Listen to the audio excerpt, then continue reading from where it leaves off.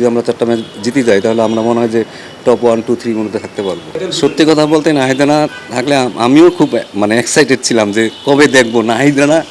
আমার কাছে মনে হয় যে টেস্ট টিমটা যারা খেলে তারা নিজেদের সম্পর্কে অনেক ভালো সচেতন। বাংলাদেশের বেশিরভাগই ব্যাটসম্যান আসে খালি উইকেট কিপার। আচ্ছা বলেন। লিটন ইস্যুতে একটু আসতে চাই ভাইয়া। লিটন কুমার দাসকে আমরা আসলে দেখলাম একদম শেষ মুহূর্তে, গতকালকে তিনি প্র্যাকটিস করলেন ব্যাট বল, আজকেও প্র্যাকটিস করলেন, তারপর আসলে তিনি আবার দলের বিপক্ষে যাচ্ছেন। লিটনের সাথে আপনার কোনো কথা হয়েছিল কিনা, কিংবা লিটনের পরিস্থিতি বা লিটনের ব্যাটিং নিয়ে আপনার প্রত্যাশাটা কি অস্ট্রেলিয়ার মাটিতে? দেখুন, আমি একটা জিনিস মনে করি যে এটা হয়তো টেস্টটা হয়তো একটা অনেক হাই ইন্টেন্সিটিতে খেলা হয় না, বা একটা টেস্ট ম্যাচে হয়তো সে 3 রান বা 4 রান অনেক খুব কম রেয়ার হয়তো সে খুব স্পিডে দৌড়াবে, but as a wicket keeper তার হয়তো 80-90 আবার স্পিনটাও টানতে হবে না। সে যদি ব্যাটিংটা করতে পারে এবং সে মোটামুটি, আমার মনে হয় সে যদি রানিং লেগে যদি মোটামুটি সে ভালো করে, আমার কাছে মনে হয় যে সে যদি খেলার মতো অবস্থায়, অবশ্যই আমি আমার একটা এক্সপিরিয়েন্স প্লেয়ারে খেলানো আমার মনে করি যে এটা একটা যুক্ত হবে। তার রিকভারি টাইম আপনার সাথে কথা হয়েছিল? হ্যাঁ, মাঝে মাঝে কথা বলছি। আজকে অনুশীলন করলো দেখলাম। দেখেছেন কি ব্যাটিংটা? না, দেখেন ব্যাটিং নিয়ে আসলে, কারণ এক্সপিরিয়েন্স আর আপনি কখনো এটা ভুলবেন না। আপনার যে এক্সপিরিয়েন্স এটা আপনি আসলে কখনো আপনার মেমোরিতে সবসময় থেকে যায়। হয়তো এই অ্যাডজাস্টমেন্টটা এটা খুব ভালো যে সে আগে যাচ্ছে, সে ওখানে যে অ্যাডজাস্টটা করতে পারবে। কারণ আমার মনে হয় অলমোস্ট 45 ডেজ কিন্তু ম্যাচের ভিতরে নাই। সে যদি প্র্যাকটিস ম্যাচটা খেলতে পারে, আমি মনে করি সেটা তার জন্য অনেক বেটার হবে। তখন তার জন্য টেস্ট ম্যাচটাও খেলা অনেক ইজি হয়ে যাবে। নাহলে সরাসরি টেস্ট ম্যাচ গেলে আমার কাছে মনে হয় হয়তো একটু ডিফিকাল্টি ফেলবে। সো অ্যাডজাস্টমেন্টটা তার দরকার হবে। Gold's Gym across 30 plus countries. With over 700 plus locations worldwide. Train anywhere, belong everywhere. ডারউইনে খেলতে যাচ্ছে বাংলাদেশ। আপনার কাছে কি মনে হয়? অস্ট্রেলিয়া কিন্তু খুব ভালো টিম দিয়েছে। ফাইটটা কেমন হবে?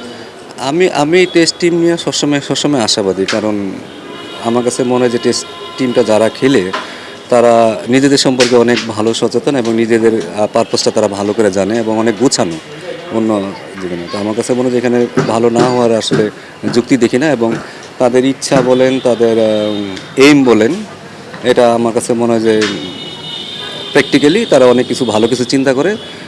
যেহেতু এক্সপিরিয়েন্স, আমার মনে হয় যে তারা যদি বাইরের আমাদের যে 4টা টেস্ট আছে, আমি আশা করবো যে এখান থেকে যদি আমরা কিছু ম্যাচ ভালো করতে পারি, তখন দেশে যখন আমাদের বাকি 4টা ম্যাচ আছে, যদি আমরা 4টা ম্যাচ জিতে যাই তাহলে আমরা মনে হয় যে টপ 1, 2, 3 মধ্যে থাকতে পারবো। যেমনটা দেখলাম যে আসলে অস্ট্রেলিয়ার মাটিতে 3 জন উইকেট কিপার ব্যাটসম্যান আছে। অমিত আছেন, জাকির আলী অনেক আছেন, লিটন কুমার দাস শেষ মুহূর্তে। বাংলাদেশের বেশিরভাগই ব্যাটসম্যান আসে খালি উইকেট কিপার। আচ্ছা বলেন। দেখলাম তো জাকির আলী অনেকদিন পর দলে ফিরলেন। তার জন্য আসলে এই চ্যালেঞ্জটা আমরা দেখছি যে বাউন্সি উইকেটে জিম্বাবুয়ের মাটিতে বাংলাদেশ খুব একটা ভালো করেনি। সেখানে অস্ট্রেলিয়াতে মিচেল স্টার্ক, হ্যাজেলউডদের আসলে সামলানো, বা জাকির যদি দলে পায় তার জন্য আসলে চ্যালেঞ্জটা কতটা থাকবে যে দলে আসলে জায়গা করে নেওয়ার জন্য? দেখুন, জাকির যে ক্যারেক্টার মধ্যে, সেই ক্যারেক্টারটা আমার মনে হয় যে হয়তো অনেক চাপের মধ্যে, কিন্তু বাট অ্যাজ এ ক্রিকেটার তার কিন্তু আমি মনে করি সে অনেক ভালো ফাইটার এবং সে মাঠে ফাইট করতে জানে এবং তার রোলটা সে ভালো জানে। এবং বাংলাদেশের কিছু ব্যাটসম্যান যারা আছে, দেখুন, যারা বোলারদের নিয়ে খেলতে পারে, কারণ আমার দেশে কিন্তু হয়তো 4 উইকেট আর 5 উইকেট পড়ে গেলে সবারই কিন্তু বোলারদের নিয়ে খেলতে হয়।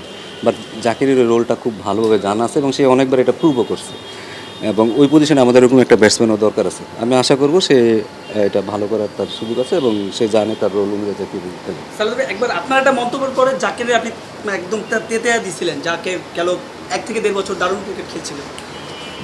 জাকির আসলে আপনার নামটা খুব ভালোভাবেই চলে আসে। এটা আমি এখন কী করতে পারি? আচ্ছা, আবার যে প্রশ্নটা সেটা হচ্ছে কি, আপনি যে ক্যারেক্টার, আপনি কখনোই কোনো কিছু মিস করেন না, মিস করছেন না, দিন শেষে আমি যে জবটা করি সেখানে কোনো আমি তো কোচিং করাই। তো কোচ হিসেবে আমার আসলে খুব, আমি যদি কোচিং মাঠে থাকতে পারি, কোচিং করাতে পারি বাচ্চাদের, যার সাথেই করি, আমি এটা সবসময় এনজয় করি। আমার ওই ইগোনায় যে আমাকে ওই বড় প্লেয়ার করতে হবে। কারণ বাট একটা জিনিস আমার মনে রাখতে হবে যে আমি যে জেনারেশনের, আমার সাথে আমি নেক্সট 2টা জেনারেশনের সাথে কিন্তু আমি অ্যাডজাস্ট আমার তাড়াতাড়ি হয়ে যাবে। বাট এখন যেহেতু আমি আবার এইচপিতে আসছি, বা ওরা আমার হয়তো 4 জেনারেশন পিছনে, এখন আমাকে অ্যাডজাস্ট করতে হবে। ঠিক আছে, কোচিংয়ের কিন্তু এটা একটা বড় দিক যে আমি কীভাবে অ্যাডজাস্ট করতেছি। কারণ তারা এখন জেএনজি যুগের, তারা মোবাইলের যুগের, তার সাথে আমার এখন আমাকে অ্যাডজাস্ট করতে হবে। নাহলে আমি তাদের সাথে কোচিং করতে আমার ডিফারেন্ট হয়ে যায়। বাট আমি এই জিনিসটা বুঝি, কারণ এরা দেখলে হয়তো আমাকে একটু ভয় পেতে পারে। ঠিক আছে, সালাউদ্দিন স্যার আসছে, একটা ডিস্টেন্স থাকবেই।